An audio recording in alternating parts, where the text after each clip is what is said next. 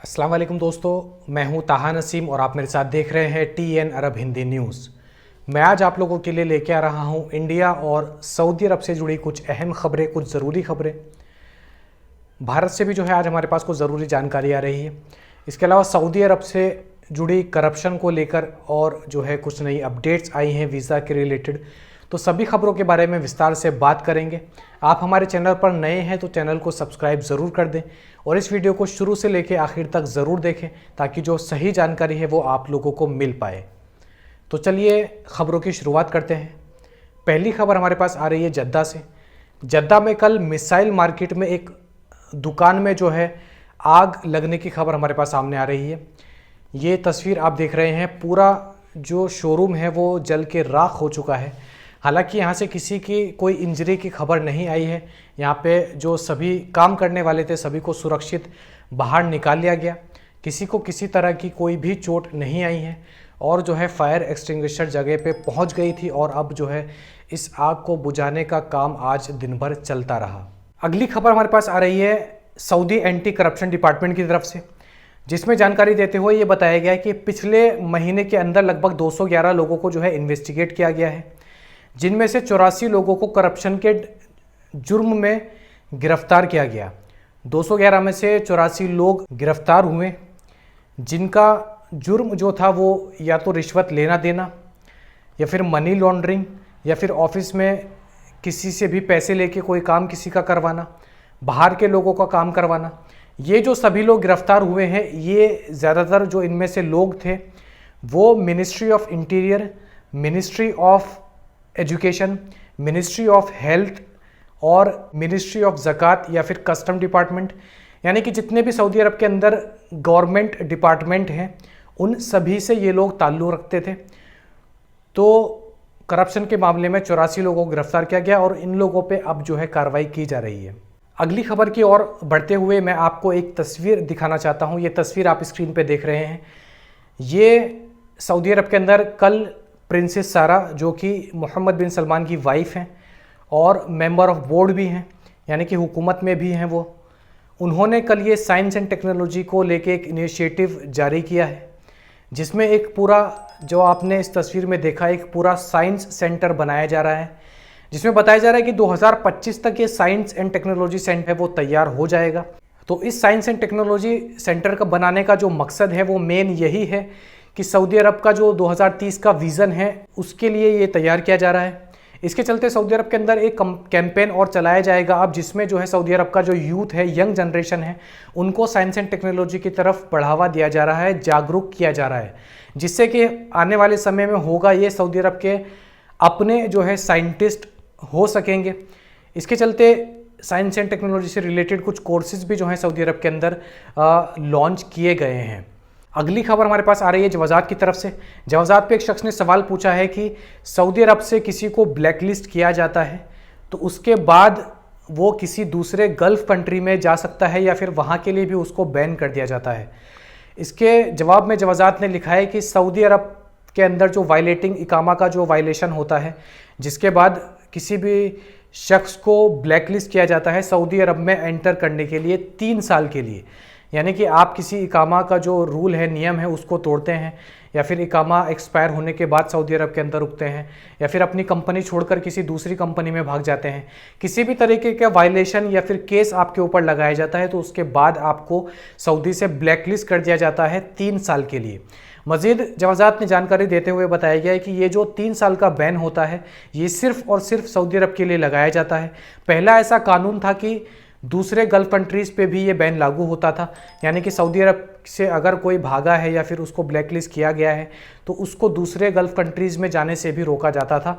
लेकिन अब ऐसा कोई कानून नहीं है। अब अगर आप सऊदी अरब से बैन हुए हैं तो आप सिर्फ 3 साल के लिए सऊदी अरब नहीं आ सकते। दूसरे किसी भी गल्फ़ कंट्रीज़ में, वो ओमान हो, कतर हो, दुबई हो, कुवैत हो, आप जा सकते हैं। तो ये बताया गया है कि आप जब तक आपका बैन ख़त्म नहीं होता है तब, यानी कि 3 साल तक आप सऊदी अरब के अंदर नहीं आ सकते। 3 साल के बाद आप नई वीज़ा पे नए कफ़ील के पास काम करने सऊदी अरब के अंदर आ सकते हैं। अगली खबर हमारे पास आ रही है 8 पाकिस्तानियों को लेकर, जिनकी परसों मक्का के होटल में आग लगने के कारण से मौत हो गई थी।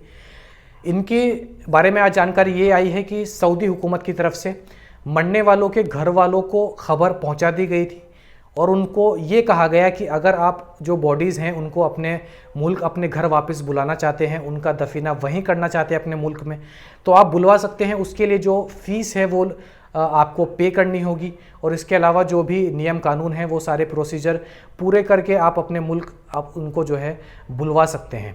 मज़ीद जानकारी देते हुए ये बताया गया कि 8 लाशों में से अभी तक किसी के भी घर वालों ने उनको पाकिस्तान वापस बुलाने के लिए नहीं कहा है, तो जिसके चलते ये बताया जा रहा है कि हो सकता है उन 8 के 8 लोगों को जो है सऊदी अरब के अंदर ही मक्का में दफन कराया जा सकता है। अगली जानकारी हमारे पास आ रही है भारत से। 2000 के नोट सरकार ने वापस लेने का फ़ैसला किया था 3-4 दिन पहले। तो उसके बारे में एक सोशल मीडिया पे अफवाह ये फैलाई जा रही थी कि आपको अगर अपने 2000 के नोट बैंक में वापस करने हैं तो उसके लिए आपको एक फॉर्म फिल करना होगा और आपको जो है आपका आधार कार्ड और भी जो है दूसरे डॉक्यूमेंट्स लग सकते हैं। ये अफवाह सोशल मीडिया पे काफ़ी वायरल हो रही थी, जिसके बाद लोगों में एक परेशानी बनी हुई थी कि ये सारे प्रोसीजर करने ज़रूरी हैं या फिर इसके बिना भी जो है 2000 का नोट वापस किया जा सकता है। तो इसके मुताबिक आज गवर्नमेंट सोर्सेज की तरफ से एक जानकारी आई है।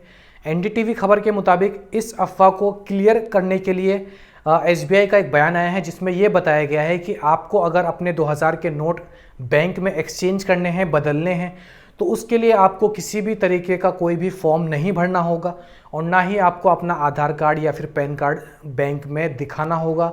आप इन चीज़ों के बिना भी 2000 के नोट 20,000 तक एक्सचेंज कर सकते हैं।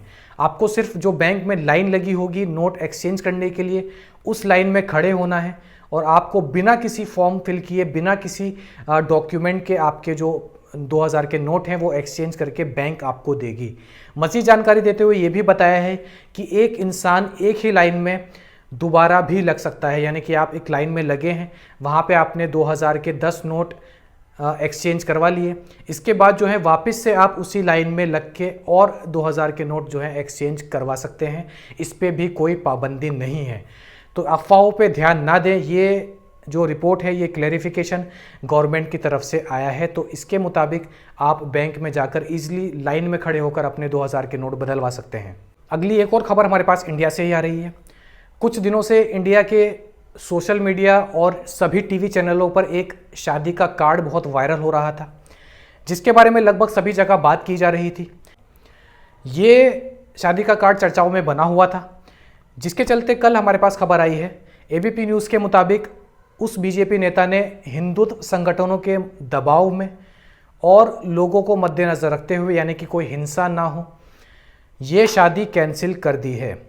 ये फैसला दोनों परिवारों के बीच, यानी कि मुस्लिम युवक का जो परिवार था और जो बीजेपी नेता का परिवार था, दोनों के बीच आपस में बैठ के ये फैसला लिया गया। लोगों की सेफ्टी के मुताबिक और जो हिंदू संगठन हैं उनके दबाव में आकर बीजेपी नेता ने ये फैसला लिया है और वो अपनी बेटी की शादी अब उस मुस्लिम युवक से नहीं कर रहे हैं, उसको रद्द कर दिया गया है। आने वाली 26, 27, 28 को ये शादी होनी थी। तो बीजेपी नेता ने बयान देते हुए ये कहा है कि आने वाले 26, 27, 28 को कोई भी कार्यक्रम या फिर शादी का सामोरा किसी भी तरीके से कोई फंक्शन नहीं किया जाएगा। तो ये फैसला जो है उस बीजेपी नेता ने जनता का ध्यान रखते हुए किया है। तो ये थी आज की कुछ ज़रूरी और ख़ास खबरें सऊदी अरब और इंडिया से जुड़ी हुई। ऐसी ही खबरें मैं आप लोगों तक डेली पहुंचाता हूं। सऊदी अरब के अंदर कोई भी नया कानून आता है गैर मुल्की वर्करों के लिए, उसकी अपडेट मैं आप लोगों तक पहुंचाते रहता हूं। तो हमारे चैनल से जुड़े रहने के लिए हमारे चैनल को सब्सक्राइब करना ना भूलें और वीडियो पसंद आई हो तो वीडियो को लाइक भी कर दें। आपके काम की खबरें ये होती हैं, तो आप अपने सभी गैर मुल्की भाइयों तक ये वीडियो ज़रूर शेयर करें ताकि उनको भी ये सारी जानकारी मिल पाए। मैं ताहा नसीम अब आपसे इजाज़त चाहता हूँ। इंशाल्लाह जो है कल मज़ीद खबरों के साथ आपसे फिर मुलाकात होगी।